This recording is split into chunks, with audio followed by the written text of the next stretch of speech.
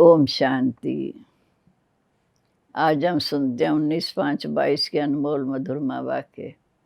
आज सतगुरुवार प्यारे बाबा हमें वरदानों से भरपूर करते हैं।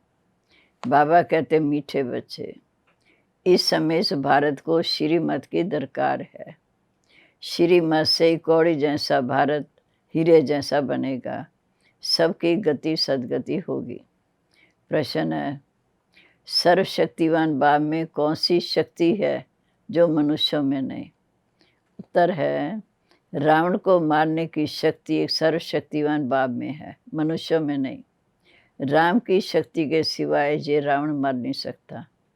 बाप जब आते हैं तब तुम बच्चों को ऐसी शक्ति देते हैं जिससे तुम रावण पर जीत पा लेते हो। ओम शांति।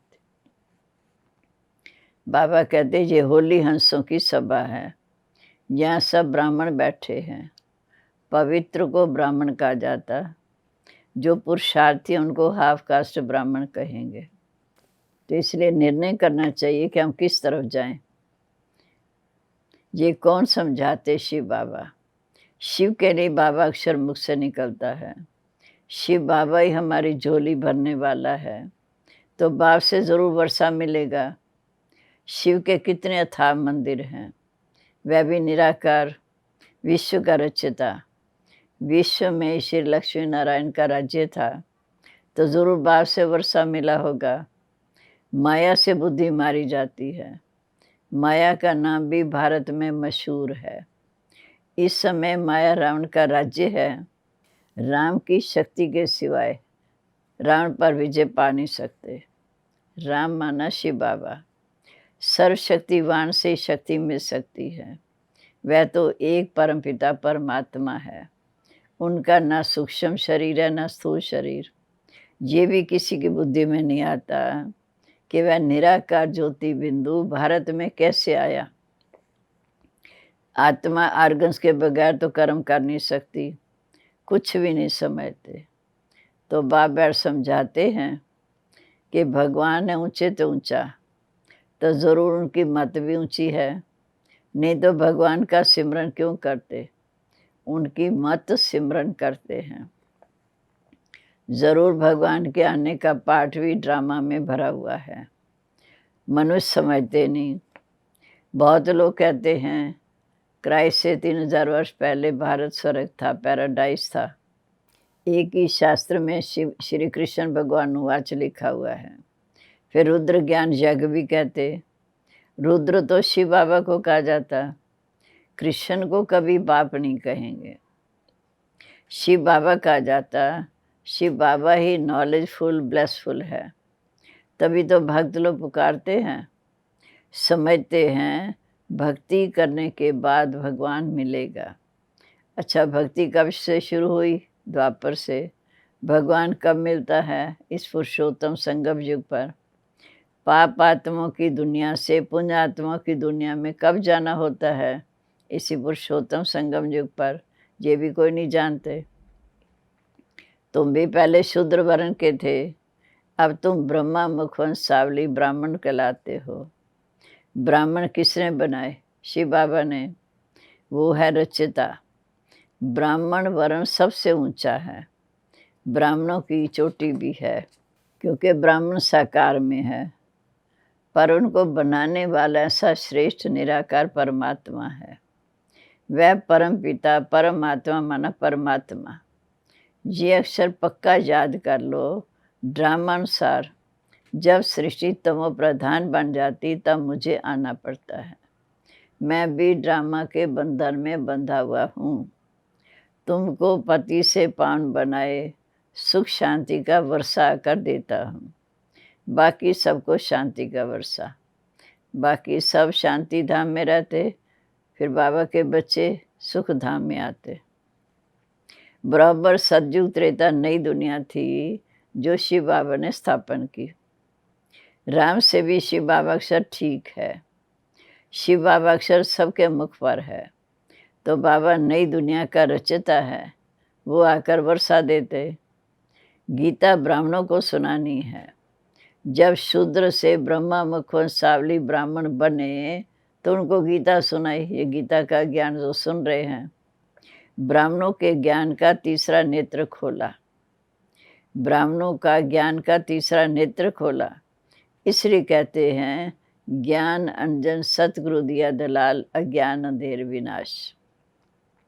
बच्चे कहते बाबा नरक जैसी दुनिया से अब हमें स्वर्ग में ले चलो।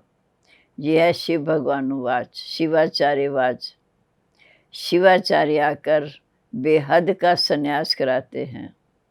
शंकराचार्य का हद का संन्यास, वह तो घर भर छुड़ाते हैं।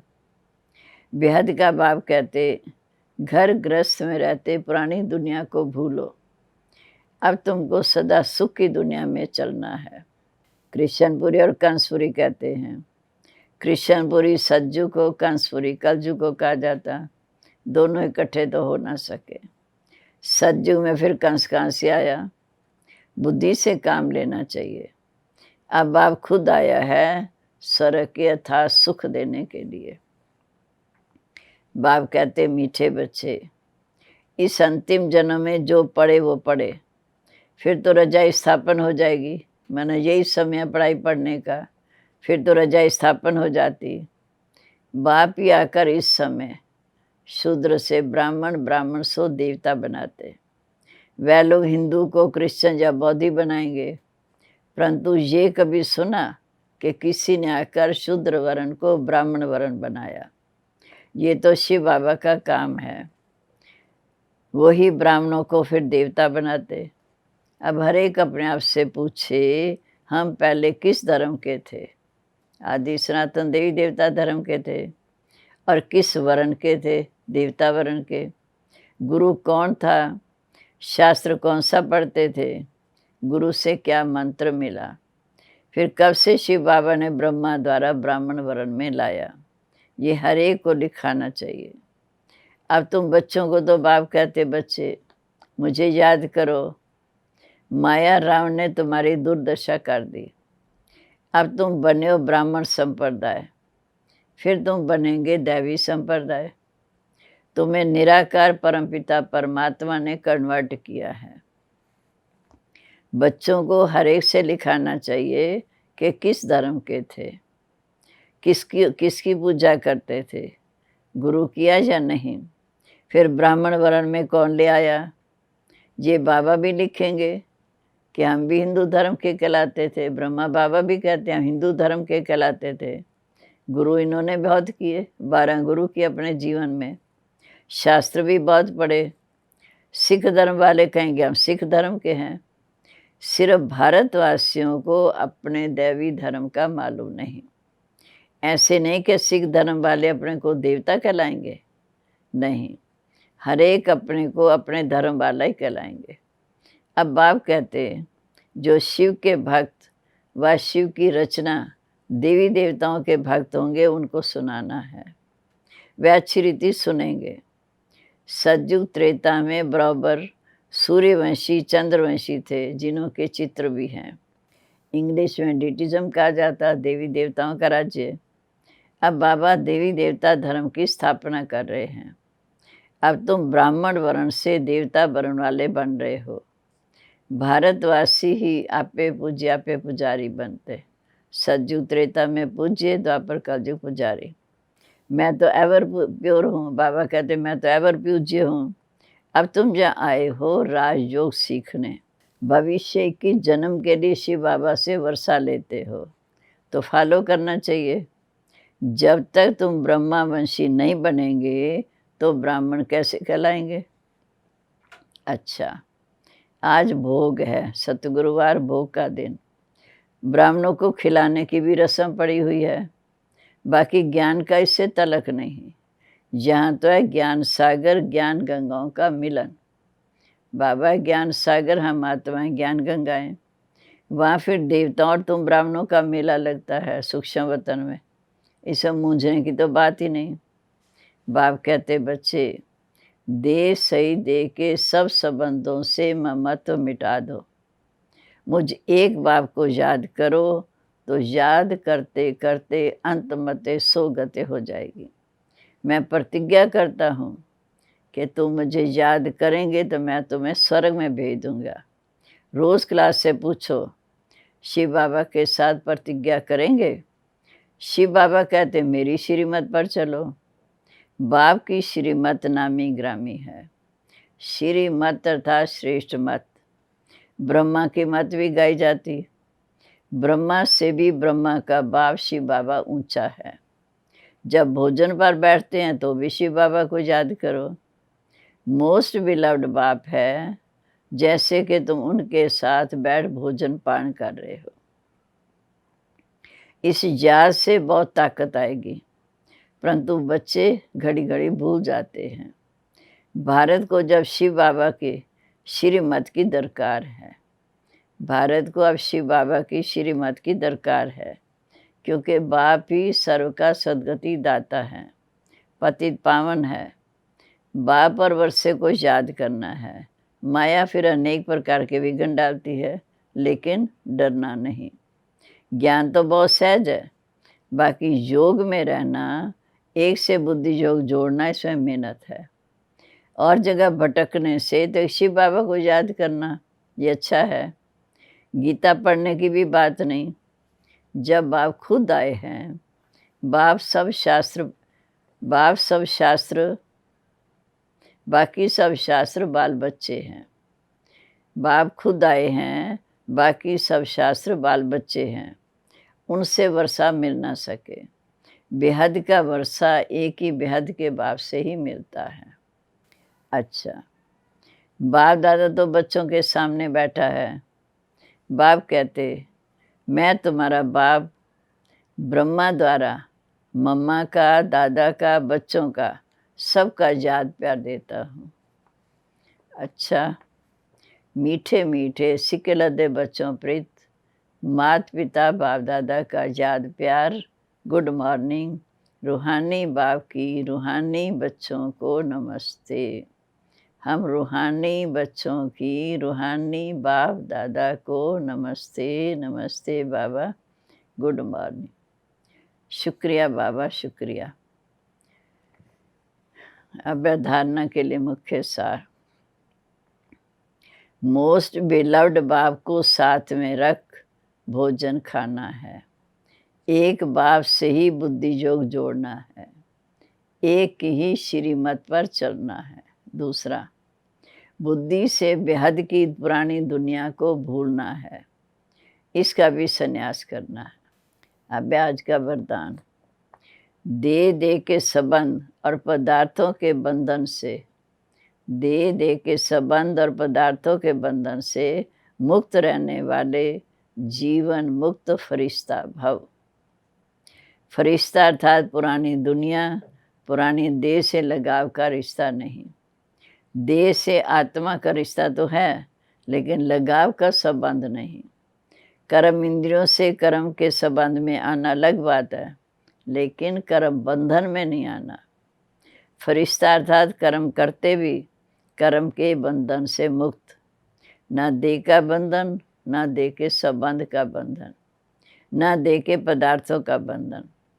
ऐसे बंधन मुक्त रहने वाले ही जीवन मुक्त फरिश्ता हैं। स्लोगन। स्थूल संपत्ति से भी अधिक मूल्यवान रूहानी स्नेह की संपत्ति। स्थूल संपत्ति से भी अधिक मूल्यवान रूहानी स्नेह की संपत्ति। अब मातेश्वरी जी के अनमोल महावाक्य। बदनसीबी खुश नसीबी, दोनों शब्दों का मदार किस पर चलता है?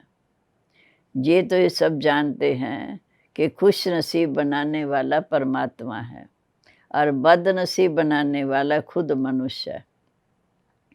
जब मनुष्य सर्वदा सुखी है तो उनकी अच्छी किस्मत कहते हैं। जब मनुष्य अपने को दुखी समझते तो अपने को बदनसीब समझते। हम ऐसा नहीं कहेंगे कि बदनसीबी या खुश नसीबी कोई परमात्मा द्वारा मिलती है, नहीं। तकदीर को बिगाड़ना बनाना ये सब कर्मों के ऊपर मदार है। ये सब मनुष्यों के संस्कारों के ऊपर है। फिर जैसे पाप और पुण्य का संस्कार भरता, ऐसे तकदीर भी बनती है। परंतु मनुष्य इस राज को ना जानने के कारण परमात्मा के ऊपर दोष रखते। अब देखो, मनुष्य अपने को सुखी रखने के लिए कितने माया के तरीके अपनाते हैं। फिर उसी माया से कोई अपने को सुखी समझते, उसी में माया का संन्यास कर माया को छोड़ने से अपने को सुखी समझते, उस माया को छोड़ने से सुखी समझते। मतलब तो कई प्रकार के प्रयत्न करते हैं, परंतु इतने तरीके करते भी रिजल्ट दुख की तरफ जारी है। जब सृष्टि पर भारी दुख होता, तब उसी समय स्वयं परमात्मा गुप्त रूप में अपने ईश्वरी योग की पावर से दैवी सृष्टि की स्थापना कराए सभी मनुष्य आत्मा को खुश नसीब बनाते हैं। दूसरा, मनुष्य गाते हैं, तुम माता पिता हम बालक तेरे, तुमरी कृपा सुख घने रे। अब ये महिमा किसके लिए गाई हुई है? अवश्य परमात्मा के लिए गायन है, क्योंकि परमात्मा खुद माता पिता के रूप में आए इस सृष्टि को अपार सुख देने। परमात्मा ने ज़रूर सभी को सुख की सृष्टि बनाई, तभी तो उनको माता पिता क्या बुलाते हैं। परंतु मनुष्यों को ये पता नहीं कि सुख क्या चीज़ है। जब इस सृष्टि पर अपार सुख थे, तब शांति भी थी, परंतु अब वो सुख नहीं। अब मनुष्य के अंदर ये चाहना उठती है कि हमें वो सुख चाहिए। फिर कोई धन पदार्थ मांगते, कोई बच्चे मांगते, कोई फिर ऐसे भी मांगते कि हम पतिव्रता नारी बने। जब तक मेरा पति जिंदा है, हम दुहागिन विधवा ना बने। तो चाहना तो सुख की रहती है ना। तो परमात्मा भी कोई समय उनकी आश पूर्ण करेंगे। सज्जु के समय जब सृष्टि पर स्वर्ग है, तो वहाँ तो सदा सुख ही सुख है। जहाँ स्त्री कभी दुहागिन बनती नहीं, तो आज सज्जु में पूर्ण होगी, जहाँ पर सुख है। बाकी तो इस समय कलयुग है। इस समय तो मनुष्य दुख ही दुख भोगते हैं। दुखी मनुष्य फिर कह देते, प्रभु का भाना मीठा करके भोगना है, परंतु वह कभी किसको दुख दे नहीं सकते। ये हमारे कर्मों का खाता चुकतू कराते हैं, तभी हम कहते हैं, तो मात पिता हम बालक तेरे, तुमरी कृपा सुख घने रे। अच्छा जी, ओम शांति।